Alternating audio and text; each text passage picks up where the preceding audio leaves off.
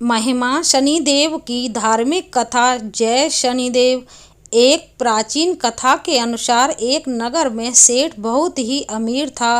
वह वैभव से संपन्न था। इसके बावजूद वह बहुत ही दयालु था। जो भी व्यक्ति उसके पास जाता था वह कभी खाली हाथ नहीं लौटता था। वह सभी लोगों को जितना हो सकता था भर भर कर दान दक्षिणा दिया करता था। परंतु उसकी पत्नी बहुत ही दुखी थी और उसके दुखी होने का मुख्य कारण संतान का न होना था। एक दिन वे तीर्थ यात्रा पर जाने का निर्णय लेते हैं। वे अपने सभी काम अपने सेवकों को सौंपकर यात्रा के लिए चल देते हैं। जैसे ही वे अपने नगर से बाहर निकलकर थोड़ी ही दूर चलते हैं, उन्हें एक तेजस्वी साधु एक विशाल वृक्ष के नीचे समाधि लगाए दिखाई देते हैं। उन्होंने उस साधु महाराज से आशीर्वाद लेने के बारे में सोचा और दोनों पति पत्नी साधु के पास जाकर दोनों हाथ जोड़कर बैठ गए और उनकी समाधि टूटने तक इंतजार करने लगे।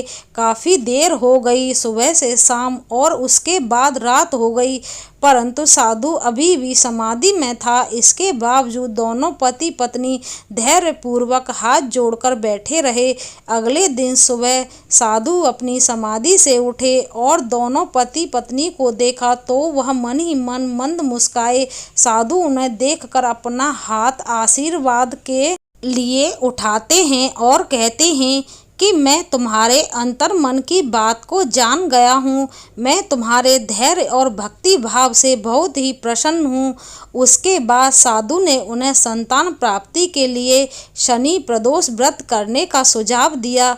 दोनों पति पत्नी अपनी यात्रा को पूरी करके घर पहुँचे तो उन्होंने नियम के अनुसार शनि प्रदोष व्रत किया और इस व्रत के प्रभाव की वजह से पत्नी ने एक सुंदर पुत्र को जन्म दिया। शनि प्रदोष व्रत के प्रभाव से उनके वहाँ अंधकार खुशहाली में बदल गया और दोनों खुशी खुशी रहने लगे। जो भी व्यक्ति शनि प्रदोष व्रत कथा को ध्यान से सुनता है और सच्चे दिल से पूजा करता है, उसकी सभी मनोकामनाएं पूरी होती हैं। दोस्तों, यह वीडियो आपको पसंद आई हो तो प्लीज़ लाइक शेयर कमेंट करना। धन्यवाद।